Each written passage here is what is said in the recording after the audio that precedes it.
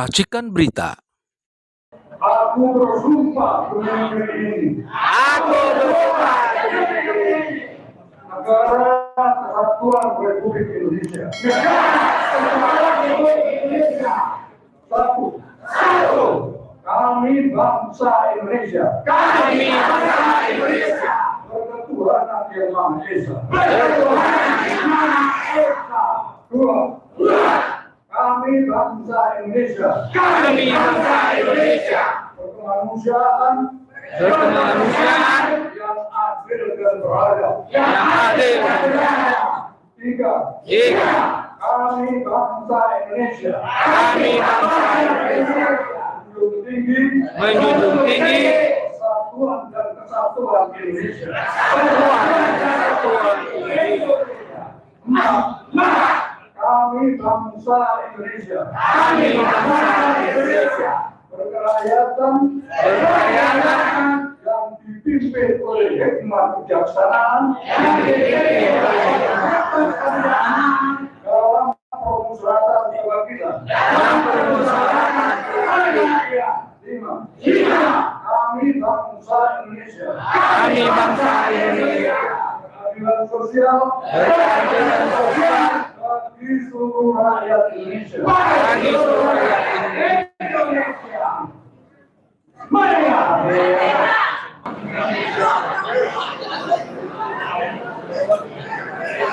Dalam GKU, gerakan kembali ke UUD 45 yang dihadiri ratusan tokoh. Nah, saya yakin artinya semua tokoh yang datang deklarasi ini meyakini bahwa UUD 45 yang asli itu lebih bagus dari UUD 2002. Komentar Ibu gimana? Begini, pertama, gerakan 98 itu salah satu gerakan yang kemudian akhirnya reformasi, yang akhirnya kemudian membuat perubahan konstitusi. Cuma perubahan konstitusi kita di satu sisi itu bukan model yang merubah konstitusi seluruhnya seperti model-model yang di Thailand, yang di Afrika Selatan, tapi kita merubah, perubahannya itu menjadi, kalau menurut saya, liar. Jadi yang harusnya kalau amandemen itu kan, kalau pada amandemen kan pasal, isu apa, tapi ini kan berderet dari mulai jabatan presiden, ekonomi. Jadi bisa dirinci ke kelimpahan itu kekurangan dari satu, nggak ada pemikiran, jadi nggak ada dasar pemikirannya, nggak ada. Jadi Anda bisa bayangkan bikin undang-undang saja kita harus punya dasar pemikiran. Ini nggak ada. Jadi seperti misalnya perubahan presiden adalah orang yang bisa yang sangat penting, salah satunya misalnya mengapa harus seperti itu? Enggak, jadi menurut saya proses yang terjadi waktu itu, di satu sisi MPR, di satu sisi ada euforia, di satu sisi ada tangan-tangan yang tidak terlihat. Jadi ada tangan-tangan yang tidak terlihat membuat negara kita menjadi negara liberal, bukan negara Pancasila lagi. Ya, jadi ada juga kepentingan-kepentingan internasional maupun nasional yang itu kemudian menguasai dan mengarahkan. Kita waktu itu sudah kayak tidak jelas itu sampai sejauh mana yang namanya, misalnya ada isu HAM langsung dibikin perubahan HAM sampai panjang gitu. Kemudian di ekonomi misalnya pasal 33 ayat 1 2, tahu-tahu ada ayat 4 3, tahu-tahu ada ayat 4 diselenggarakan dengan cara demokratis. Padahal apa itu demokratis? Yang terjadi akibatnya kemudian ada undang-undang Omnibus Law, tenaga kerja, kemudian memberikan HGU sampai 190 tahun kepada investor. Semuanya ini rentetan akibat dari perubahan undang-undang dasar yang liar. Jadi ditimput ya. Ya, persoalannya pada undang-undangnya, bukan karena tidak ditegakkan, dilaksanakan. Enggak dong, dari konstitusi, dari semua konstitusi. Nah, waktu itu sebetulnya isunya cuma satu. Tuntutan dari reformasi yang di awal itu cuma satu. Batasi jabatan presiden 2 kali. That's it. Tapi kemudian diubah menjadi reformasi total. Oke, baik. Ibu bisa menganalisa. Ini kan kita terjadi gerakan kembali ke UUD 45 oleh seluruh tokoh 450. Tetapi besok hari Jumat di Senayan juga akan ada seperti itu. Apa beda sini Enggak, dengan ini? jadi nggak masalah. Ya. Jadi tetap saja, misalnya di sana kan inisiatornya adalah DPD.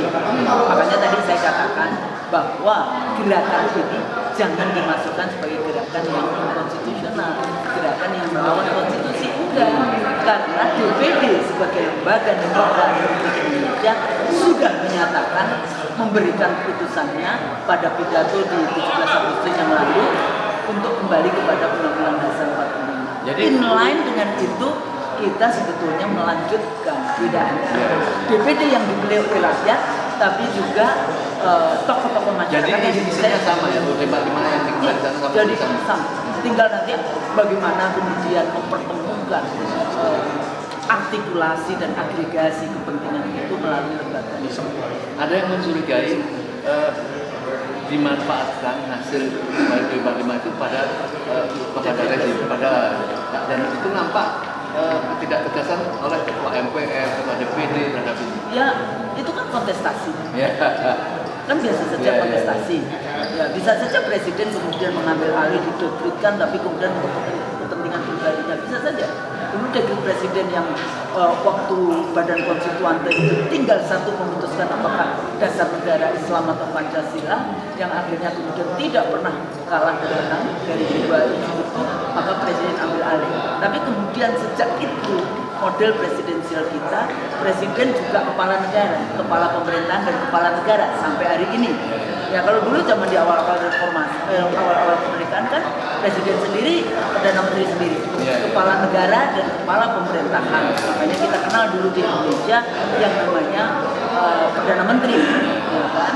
Nah, kita balik lagi di dalam konteks karena kita pernah punya undang-undang dasar sementara, kita punya undang-undang dasar RIS ya, Republik Indonesia Serikat, dan kemudian presiden tahun 69 dan kemudian reformasi gitu ya, jadi amandemen undang-undang dasar. Nah ternyata di dalam konteks ini yang kita takutkan adalah antara pembukaan yang itu tidak boleh dirubah dengan pasal-pasalnya terjadi ketidaksinkronan. Jadi justru kita sekarang ini itu jauh dari Pancasila. Dari ini juga menjadi persoalan, dari mulai hikmah kebijaksanaan dalam permusyawaratan, keadilan sosial bagi seluruh rakyat Indonesia. Tapi sekarang kita atas nama investasi dan sebagainya, presiden bisa menghadirkan ya TKA dari luar dengan tak terbatas yang akhirnya menggusur rakyat kita atas nama ekonomi demokrasi, ekonomi liberal di dalam konteks itu. Oleh karena itu, ini waktunya para tokoh bersama-sama untuk kemudian mengembalikan apa sih sebetulnya tujuan bagi para pendiri bangsa kita. Dan di PPK itu ada 62 orang, 2 perempuan tuh ya.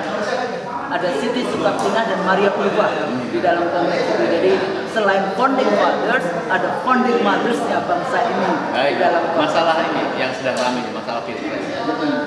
Di UUD 2002 kan jelas dibalik 2 tahun. 2 periode. 2 periode. Apakah upaya MK dan mengundurkan ini termasuk mengakali itu sebenarnya? Memang sengaja by design mengakali pelanggaran terhadap UUD 2002 tadi. Yang anaknya maksudnya? Iya, yang akhirnya toh disetujui. Ya kita analisa itu bisa apa saja. Tapi gini, kalau menurut saya, ketua MK yang jadi ipar presiden, sejak dia menikah dengan adiknya presiden, sejak itulah dia harus keluar dari MK. Jadi tidak cuma undang-undangnya kan tidak ikut sidang, tapi bagi saya harus keluar. Kenapa? Karena seluruh keputusan MK itu undang-undang yang bertentangan dengan undang-undang dasar, undang-undangnya dibuat oleh presiden dan oleh DPR. Artinya apa? Artinya semua tugas MK itu pasti berhubungan dengan kepentingan presiden. Artinya apa? 100% dia tetap tidak akan yang namanya fair, tidak akan namanya adil, ada yang disebut konflik of interest. Kata dia kan nggak ada konflik of interest. Tapi kalau kita ngomongkan, oh iya dulu mau maju jadi presiden bawa mobil SMK, sekarang bawa MK, gitu kan. Tapi artinya ini semua persoalan dampak dari Mahkamah Konstitusi kan juga lahir dari konstitusi baru ini kan di dalam yang dulu sebetulnya idenya dia menjadi satu kamar saja di Mahkamah Agung di dalam konstitusi. Nah, berbagai persoalan politik undang-undang kita hari ini itu seluruhnya ada tautannya dengan bagaimana negara ini diatur Baik, dalam Ibu. hasil amandemen konstitusi. Jadi yakin intinya pokoknya kembali ke Dewan Masih ada keinginan murni tulus untuk kecintaan terhadap negeri ini Pak.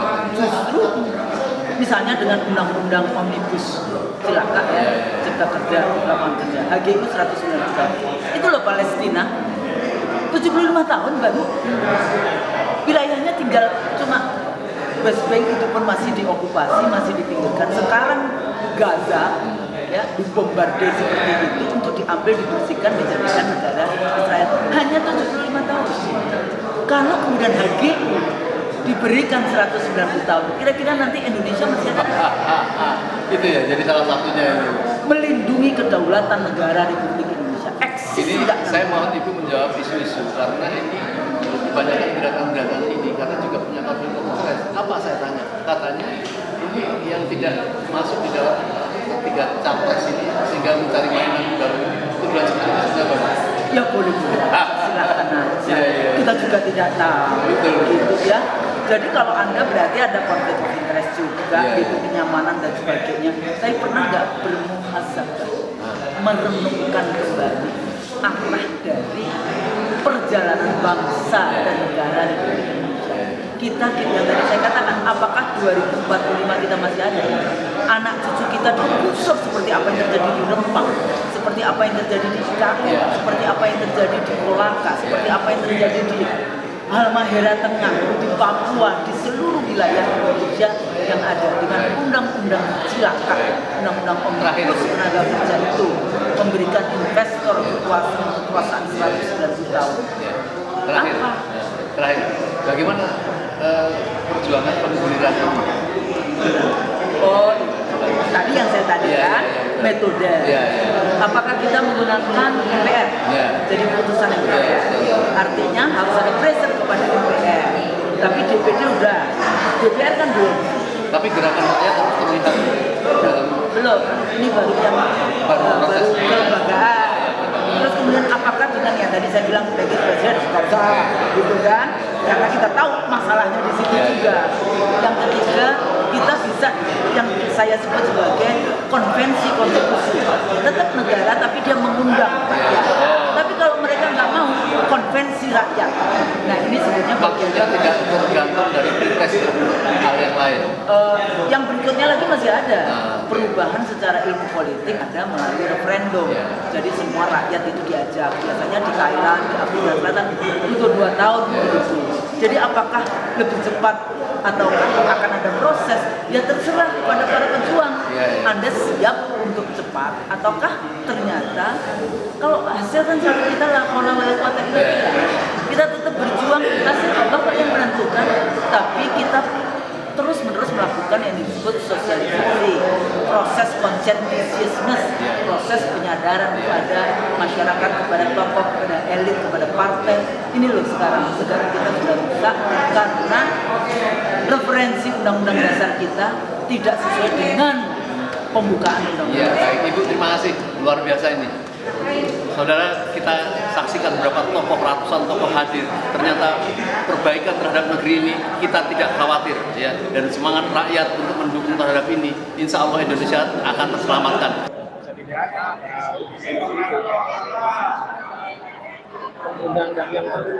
Assalamualaikum warahmatullahi wabarakatuh. Luar biasa kita lihat bahwa GKU ya, Gerakan Kembali ke UUD 45 ini ternyata dihadiri oleh ratusan tokoh. Artinya bersemangat para tokoh itu mencoba mempertahankan ya terhadap apa itu, terhadap garong-garong ya, terhadap UUD 45. Nah, maka para tokoh ini tentu mengkoreksi. Bersama kita Bapak orang yang paling gigih ya, kembali kepada UUD 45, Bapak Dr. Sri Bintang Pamungkas. Bagaimana meyakini bahwa UUD 45 ini lebih bagus dari yang 2002? Gimana cara menjawabnya? Ya, sebetulnya para founding fathers sudah menyatakan bahwa Undang-Undang Dasar 45 meskipun ringkas dan simple, sederhana, tetapi nantinya dalam pelaksanaannya itu cukup dengan menerbitkan berbagai macam undang-undang, tetapi intinya adalah bersumber pada Undang-Undang Dasar 45 dan Pancasila itu. Jadi situasi apa yang menyebabkan pada saat itu harus terjadi perubahan di 45 itu? Nah, perlu diketahui bahwa orang-orang asing yang menginginkan Indonesia itu dikuasai, khususnya sumber daya alam, ya, juga sumber daya manusianya yang nomor 4 di dunia, dan tanah yang begitu luas dan lokasinya begitu strategis, menginginkan menguasai Indonesia. Dan untuk bisa menguasai, yang ditakutkan itu adalah 3 hal. Satu adalah adanya MPR super budi, di mana kedaulatan negara ada di tangan rakyat. Dan itu adalah lembaga tertinggi, ya, di mana presiden, kepala eksekutif, dan yang lain-lain itu adalah bisa dimakzulkan setiap saat karena mereka adalah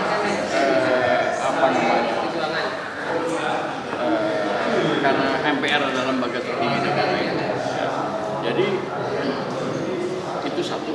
Yang kedua adalah tentang pasal, kalau tadi itu pasal 1 ayat 2, ini adalah pasal 6, di mana Indonesia harus dilandasi yang Indonesia asli. Nah, itu menimbulkan berbagai macam keinginan. Kalau tidak diubah, maka bagaimana caranya orang-orang lain bisa menguasai? Jadi ini merupakan kejahatan perubahan itu untuk untuk bisa pintu masuknya bagi mereka-mereka yang tidak mesti harus orang Indonesia asli. Nah, yang ketiga, pasal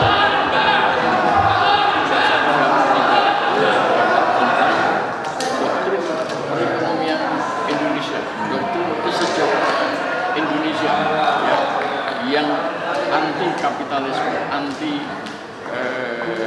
liberalisme, dan anti neokolonialisme. Dan disitulah kekayaan alam Indonesia itu harus dikuasai sebesar kemakmuran rakyat. Nah, inilah yang mau digoyang. 3 hal itu yang paling tidak mau digoyang. Sekalipun sebetulnya ada yang keempat, yaitu yang disebut dengan Dewan Pertimbangan Agung (DPA). Itu juga sesuatu yang membahayakan. Bahkan mereka tidak bisa menggantikan itu, sehingga menghapuskan pasal 16 itu. Ya, ada kekhawatiran saya. Ya. Ada kekhawatiran hasil gerakan perubahan ini kembali ke 45 itu tidak dimanfaatkan oleh presiden yang sekarang ini. Masa periodenya itu, saya lihat gerakan ini yang di Senayan, baik dari oleh MPR ataupun DPD, itu kayaknya itu yang dikhawatirkan oleh masyarakat. Ya, oleh karena itulah maka tadi saya sampaikan kembali kepada Undang-Undang Dasar 45 itu adalah satu paket bersama dengan impeachment atau pengunduran terhadap Presiden Jokowi. Ya, harus menjadi satu paket. Lalu yang kedua ya segera dibuat sementara. Dan ini sudah ada presidennya, sudah ada sejarah politiknya. Maksudnya untuk pemerintahan sekarang berarti yang sekarang harus dimakzulkan. Oh, harus itu satu paket. 3 hal itu satu paket. Ya, kembali ke jatuh ke Jokowi dan untuk pemerintah. Tapi ini mengganggu jadwal pilpres yang sudah disiapkan masyarakat. Pilpres itu bagian daripada atau rangkap bagi masuknya Undang-Undang Dasar palsu terus berjalan. Jadi sehingga pilpres nanti sudah sempurna dengan perubahan-perubahan ini. Jadi pilpres itu memang dibikin sedemikian rupa supaya rakyat tidak sadar seakan-akan itu elemen dari demokrasi agar undang-undang dasar palsu ini, undang-undang dasar 2002 ini berjalan terus. Dan ini konsepnya dari asing. Di dalam bukunya mantan rektor UGM Sufyan Effendi itu disebut konsep undang-undang dasar palsu itu diserahkan ketua MPR pada Pak Amin Rais untuk dilaksanakan perubahannya dari yang palsu dari yang asli selama bertahun. Jadi terakhir, Nah, ya, jadi saya sudah justru ketika itu kemudian akhirnya kita tanda-tangani oleh Megawati pada 2002 bersama dengan Panglima Indri Artono Sutanto, saya itu dan teman-teman yang lain sudah mengarah gambar atau patung kertasnya Megawati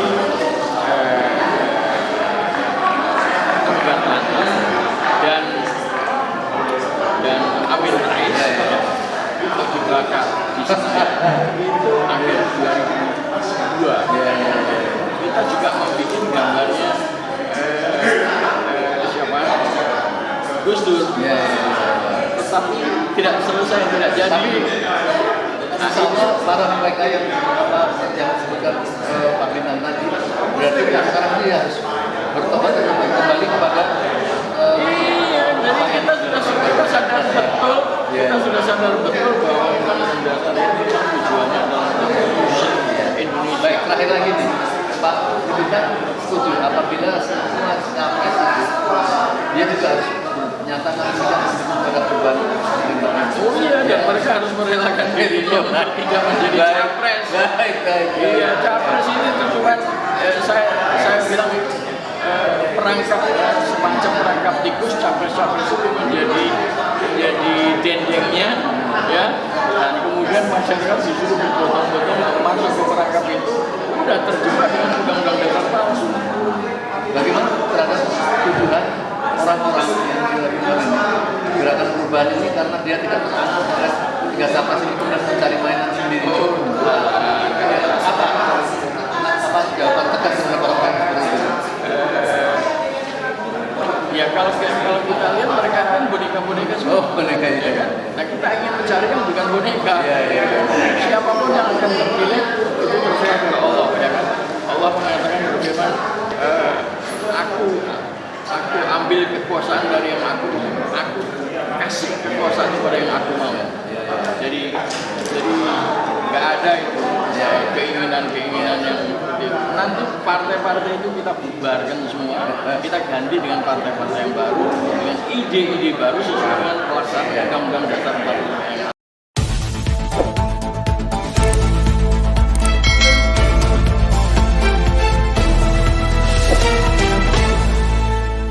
Racikan Berita